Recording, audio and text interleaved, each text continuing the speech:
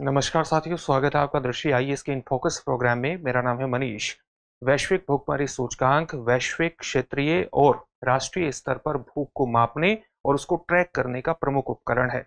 वर्ष 2024 की वैश्विक भूखमरी सूचकांक की रिपोर्ट आ चुकी है। ये सूचकांक जारी किया जा चुका है और इसमें 127 देशों की सूची में भारत को 105वां स्थान हासिल हुआ है। यानी भारत में भी भूख की गंभीर स्थिति बनी हुई है। वैश्विक भूखमरी सूचकांक 2024 पर आज इन फोकस के प्रोग्राम में चर्चा करेंगे। सबसे पहले देखते हैं कि इस पूरे टॉपिक के अंतर्गत हम किन पक्षों पर बात करने वाले हैं। सबसे पहले उस खबर को विस्तार से जानना है जिसके कारण ये पूरा टॉपिक चर्चा में है। इसके बाद ग्लोबल हंगर इंडेक्स यानी वैश्विक भुखमरी सूचकांक 2024 के कुछ महत्वपूर्ण तथ्यों को भारत के संदर्भ में जानेंगे और फिर देखेंगे कि वैश्विक भुखमरी सूचकांक किस तरह की चुनौतियों के बारे में बात करता है, किस तरह की प्रगति के बारे में बात करता है और भुखमरी के अंतर्गत किन सामाजिक मानदंडों की बात करता है जो कि महिलाओं को भूख के अंतर्गत हाशिए पर रखते हैं। यानी कुछ महत्वपूर्ण तथ्यों पर बात करेंगे और अंत में आपके लिए एक अभ्यास प्रश्न होगा जिसका उत्तर आपको कमेंट बॉक्स में कमेंट करके देना होगा। ये जो पूरा विषय है यूपीएससी की मुख्य परीक्षा के सामान्य अध्ययन प्रश्न पत्र 3 से जोड़ करके आप इसे देख सकते हैं, क्योंकि वैश्विक भूखमरी सूचकांक में कुछ ऐसे मानदंडों को शामिल किया जाता है, कुछ ऐसे मापदंड शामिल हैं जो कि कहीं ना कहीं अर्थव्यवस्था के संकेतकों को प्रदर्शित करते हैं। इसलिए ये उससे जुड़ जाएगा, अर्थव्यवस्था से संबंधी खंडों से जोड़ करके आप इसे देख सकते हैं। हम अपने प्रोग्राम में आगे बढ़ें उससे पहले आप हमारे चैनल को सब्सक्राइब जरूर करिए और बेल आइकन दबाइए ताकि हमारे सभी प्रोग्राम का नोटिफिकेशन आपको मिल सके, इन प्रोग्राम से आप जुड़ सके, इनका लाभ उठा सकें। साथ ही इन सभी प्रोग्राम की पीडीएफ फाइल आपको इन फोकस दृष्टि आईएएस के टेलीग्राम चैनल पर उपलब्ध कराई जा रही है। डिस्क्रिप्शन में दिए गए लिंक पर जाकर आप पीडीएफ फाइल डाउनलोड कर सकते हैं। अपने प्रोग्राम में आगे बढ़ेंगे, लेकिन उससे पहले आपके लिए एक सूचना है। सूचना यह है कि दृष्टि आईएएस संस्थान ने अपनी विभिन्न शाखाओं पर हिंदी माध्यम के आईएएस जीएस फाउंडेशन कोर्स प्रारंभ किए हैं। जैसे करोल बाग शाखा में हिंदी माध्यम का आईएएस जीएस फाउंडेशन का एक कोर्स प्रारंभ हो चुका है और एक कोर्स और एक बैच और प्रारंभ होने वाला है 18 अक्टूबर, माफ कीजिएगा, करोल बाग में प्रारंभ होगा 13 नवंबर से और जिसकी टाइमिंग रहेगी दोपहर 3 बजे। इसी तरह से लखनऊ में भी हिंदी माध्यम का आईएएस जीएस फाउंडेशन कोर्स 18 अक्टूबर से प्रारंभ हो रहा है, जिसका समय रहेगा सुबह 11:30 बजे। इसके अलावा इंदौर शाखा, जयपुर शाखा और इसके अलावा दिल्ली की ही करोल बाग शाखा में पहले भी बैच प्रारंभ हो चुके हैं हिंदी माध्यम के आईएएस जीएस फाउंडेशन बैच। अगर आप इन शाखाओं के पास स्थित हैं तो इन शाखाओं में जाकर के अपने एडमिशन को सुनिश्चित कर सकते हैं। साथ ही अगर किसी भी प्रकार की दुविधा है तो आप 8750187501 पर कॉल कर सकते हैं और अपनी एडमिशन को सुनिश्चित कर सकते हैं और सफलता की दिशा में पहला कदम बढ़ा सकते हैं। अब अपने टॉपिक की तरफ बढ़ते हैं और सबसे पहले खबर को विस्तार से जानने की कोशिश करते हैं। ग्लोबल हंगर इंडेक्स, जिसको जारी करने की शुरुआत वर्ष 2006 में हुई थी और वर्ष 2006 में किसके द्वारा की गई थी? अमेरिका स्थित एक संस्थान जिसको हम जानते हैं अंतरराष्ट्रीय खाद्य नीति अनुसंधान संस्थान, और इसके साथ साथ जर्मनी स्थित वर्ल्ड हंगर हेल्प संस्थान के द्वारा शुरू किया गया था इस सूचकांक को। और बाद में इसका आयरिश संस्था, एक आयरिश एनजीओ भी इसके अंतर्गत शामिल हुई जिसका नाम है कंसर्न वर्ल्ड वाइड। तो इसके द्वारा ही ग्लोबल हंगर इंडेक्स को जारी किया जाता है और वर्ष 2024 का ग्लोबल हंगर इंडेक्स यानी वैश्विक भूखमरी सूचकांक आ चुका है, जिसमें 127 देशों में भारत की रैंकिंग 105वीं है, जो भारत में भूख की गंभीर स्थिति को प्रदर्शित करती है। भारत के कई पड़ोसी देश भी इस रैंकिंग में भारत से अच्छा स्थान हासिल किए हुए हैं। कौन कौन से देश हैं? जैसे श्रीलंका, नेपाल, म्यांमार और बांग्लादेश भारत से आगे बने हुए हैं। भारत इन देशों से पीछे बना हुआ, लेकिन भारत पाकिस्तान और अफगानिस्तान जैसे देशों से ऊपर बना हुआ है। तो कई देश, भारत के कई पड़ोसी ऐसे देश हैं जो भारत से अच्छी स्थिति भुखमरी के अंतर्गत रखते हैं। अगर भारत के GHI स्कोर यानी ग्लोबल हंगर इंडेक्स स्कोर की बात करें तो वर्ष 2024 का भारत का जो स्कोर रहा है वो रहा है 27.3, जो कि भूख के गंभीर स्तर को दर्शाता है। और हाल ही के वर्षों में भारत में जिस तरह से कुपोषण में वृद्धि के तत्व देखने को मिले हैं, इस तरह से ये जो इंडेक्स आया है इसमें जो भारत का स्कोर है ये दिखाता है कि भारत को अपने कुपोषण के स्तर में सुधार करने की आवश्यकता है और भूख के संदर्भ में भारत को कुछ और महत्वपूर्ण प्रयास करने की आवश्यकता है, जिससे भारत में भूखमरी को समाप्त करने की दिशा में आगे बढ़ा जा सके। लेकिन भारत ने ऐसा नहीं है कि समय के साथ इन मानकों पर प्रगति नहीं की है। अगर वर्ष 2016 के भारत के स्कोर को देखें तो 29.3 स्कोर ये बैठता है। ये स्कोर 100 में से प्रदान किया जाता है और 0 स्कोर का मतलब है कि उस देश में भूखमरी बिल्कुल भी नहीं है, और जैसे जैसे स्कोर बढ़ता चला जाता है इसका मतलब है कि वो देश भूखमरी से पीड़ित है। तो ये भी बेहद हाई स्कोर, उच्च स्तर का स्कोर माना जाता है। इसका मतलब है कि भारत में भूख की गंभीर स्थिति बनी हुई है। लेकिन भारत ने कुछ न कुछ सुधार जरूर किया है। जैसे वर्ष 2016 में भारत का जो स्कोर था वो 29.3 था, वर्तमान से काफी कम था। यानी पहले भारत में भूख की स्थिति खराब, इससे भी ज्यादा खराब बनी हुई थी, और भारत पहले भी अपने पड़ोसी देशों से पीछे था। अगर हम ऐतिहासिक संदर्भ की बात करें तो भारत का स्कोर वर्ष 2000 में 38.4 था, 2008 में 35.2 था, जो कि भूखमरी के खतरनाक स्तर को प्रदर्शित करता है। इसे देखते हुए भारत में आप कह सकते हैं कि पुराने समय से काफी प्रगति इसके अंतर्गत की गई है। अब भारत में एक वैश्विक किस प्रकार से अलग अलग मानकों पर भारत ने प्रदर्शन किया है उसको भी देख लेते हैं। जैसे ग्लोबल हंगर इंडेक्स क्या है? वैश्विक स्तर पर, क्षेत्रीय स्तर पर और राष्ट्रीय स्तर पर भूख को मापने और उसे ट्रैक करने का एक उपकरण है, और इस उपकरण को 4 संकेतकों के आधार पर मापा जाता है। ये 4 संकेतक कौन से हैं?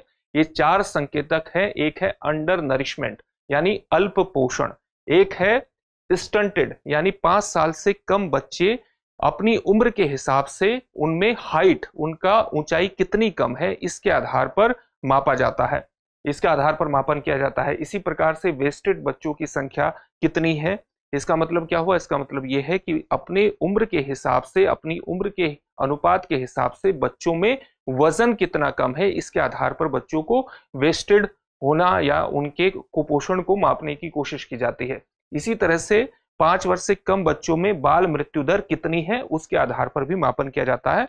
ये 4 तरह के संकेतक हैं, इसी के आधार पर GHI स्कोर तय होता है। अंडर नरिशमेंट की अगर हम बात करें, अल्प पोषण की, तो 1/3 अंक इसके माध्यम से दिए जाते हैं, और बाल मृत्यु दर के आधार पर भी 1/3 अंक प्रदान किए जाते हैं। वहीं अगर हम स्टंटेड की बात करें यानी बाल बोनेपन की बात करें तो 1/6 नंबर इसके आधार पर प्रदान किए जाते हैं।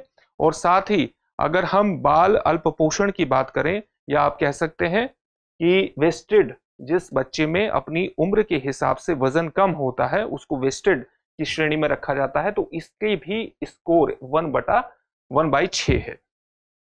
तो इस प्रकार से इन चीजों के आधार पर, 4 संकेतकों के आधार पर GHI स्कोर तय किया जाता है। भारत में अंडर नरिश्ड बच्चों का अनुपात कितना है? 13.7% है। वहीं अगर स्टंटेड बच्चों का अनुपात देखें, जिनकी उम्र 5 वर्ष से कम है, यानी ऐसे बच्चे जिनकी उम्र 5 वर्ष से कम है और अपनी उम्र के हिसाब से उनकी हाइट बेहद कम रही है, इसी को हम कहते हैं बाल बोनापन, उनकी संख्या बेहद ज्यादा है। 35.5% बच्चे ऐसे हैं। इसी प्रकार से अगर हम वेस्टेड बच्चों की संख्या देखें, अंडर 5 यानी 5 वर्ष से कम उम्र के बच्चों में, इस तरह से देखें कि ऐसे बच्चे जिनकी उम्र के हिसाब से उनका वजन बेहद कम है, तो उसका प्रतिशत बैठता है 18.7%।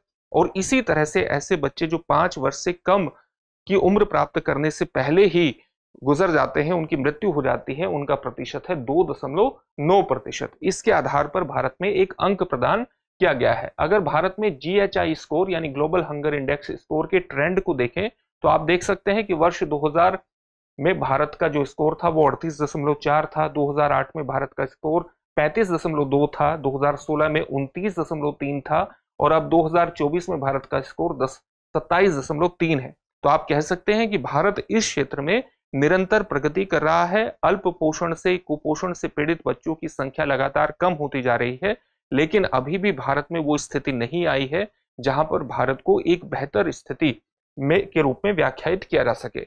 इसी तरह से आप चारों स्तरों पर, चाहे वो अंडर नरिशमेंट हो यानी अल्प पोषण हो, चाइल्ड वेस्टिंग हो यानी ऐसे बच्चे जिनका वजन उनकी उम्र के हिसाब से कम रह जाता है, चाइल्ड स्टंटिंग हो यानी ऐसे बच्चे जिनकी जो हाइट है, ऊंचाई है, उनकी उम्र के हिसाब से कम हो, और चाहे चाइल्ड मोर्टेलिटी हो यानी बाल मृत्यु दर हो, इन सभी के स्तर पर आप इंडिकेशन देख सकते हैं कि भारत का, अगर हम बात करें चाइल्ड स्टंटिंग की यानी ऐसे बच्चे जिनका उम्र के हिसाब से, उम्र के अनुपात के हिसाब से उनमें हाइट कम है, तो इस स्तर में भारत में कमी आ रही है। वर्ष 2000 से ये कमी हमें दिखाई देती है।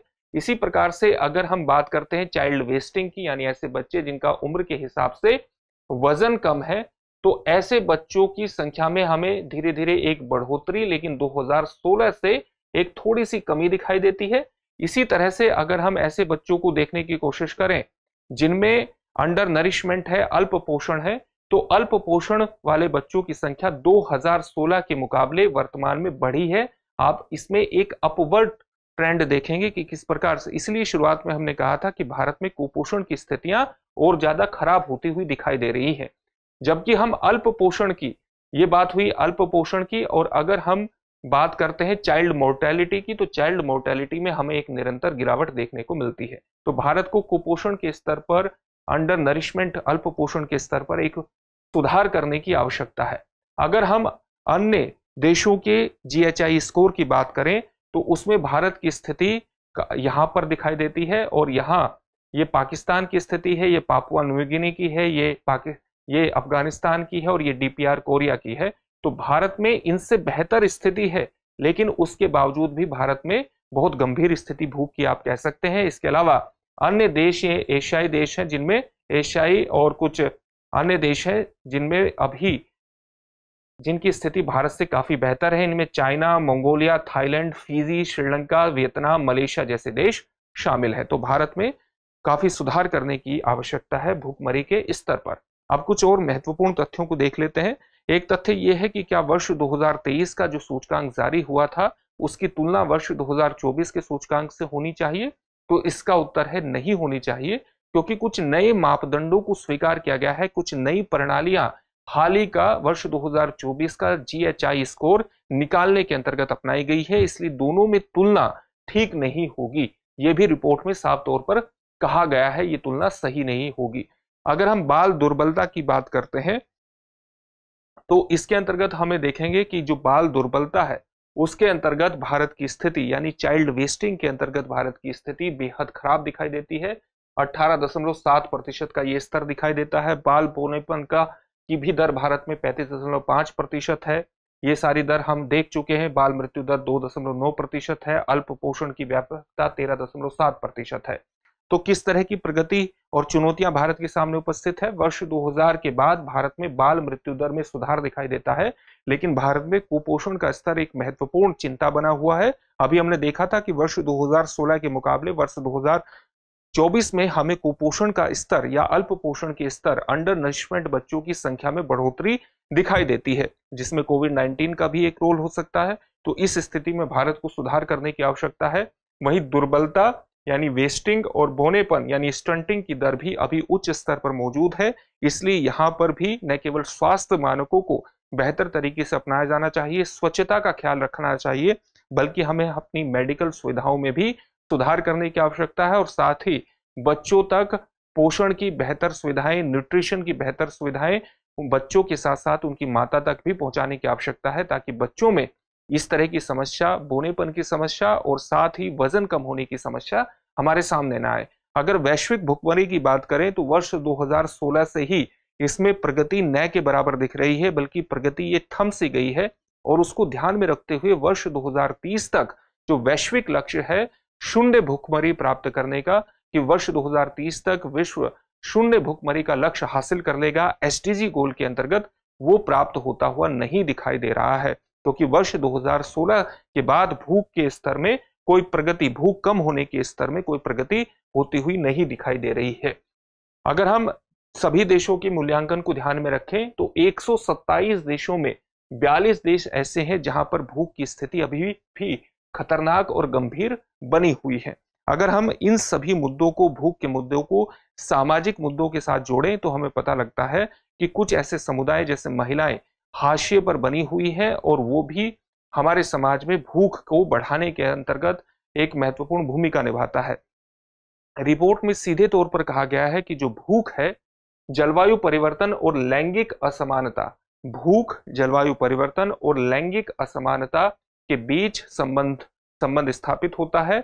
यानी अगर लैंगिक असमान है कोई भी समाज, किसी भी समाज में लैंगिक आधार पर भेदभाव होता है, और जलवायु परिवर्तन का प्रभाव आप जानते हैं, अगर समाज में लैंगिक भेदभाव है तो जलवायु परिवर्तन के नकारात्मक प्रभावों को भी महिलाओं को ही ज्यादा से ज्यादा एक तरह से उठाना पड़ता है, और इन सभी का संबंध भूख से भी है। इसलिए समाज के हाशिए पर मौजूद व्यक्तियों को भूख की समस्या से ज्यादा जूझना पड़ता है, और अगर महिलाएं भूख की समस्या से ग्रसित होंगी तो स्वाभाविक है कि बच्चों में भी तरह तरह की कुपोषण संबंधी समस्याएं उत्पन्न होगी। जिस प्रकार के समाज में भेदभावपूर्ण मानदंड स्थापित हैं, लिंग आधारित हिंसा है, खाद्य सुरक्षा और जलवायु प्रभावों के संबंध में महिलाओं और हाशिए पर पड़े समूहों के लिए ये सारी स्थितियां जोखिम को और ज्यादा बढ़ा देती हैं। इसलिए अगर भूख की समस्या को समाप्त करना है तो उसके लिए न केवल आर्थिक स्तर पर कदम उठाए जाने की आवश्यकता है, कुपोषण और स्वच्छता के स्तर पर कदम उठाए जाने की आवश्यकता है, बल्कि उसके लिए सामाजिक नीतियां भी इस प्रकार से होनी चाहिए जो सामाजिक भेदभाव और विशेष रूप से महिलाओं के प्रति भेदभाव को समाप्त करे, और एक ऐसा समाज, एक ऐसा समतर समाज का निर्माण करे, एक ऐसे समान समाज का निर्माण करे जहां पर किसी भी प्रकार के सामाजिक भेदभाव इस तरह के कुपोषण की स्थितियों का, इस तरह के कुपोषण की पृष्ठभूमि का निर्माण न करे। इससे संबंधित एक प्रश्न देख लेते हैं। प्रश्न क्या है? वैश्विक भुखमरी सूचकांक 2024 में भारत का स्थान कौन सा है? आपके ऑप्शंस हैं 102वां, 103वां, 104वां या 105वां। इस प्रश्न का उत्तर आप हमें कमेंट बॉक्स में कमेंट करके जरूर दीजिए। फिर से एक नए सेशन में आपसे मुलाकात होगी। धन्यवाद।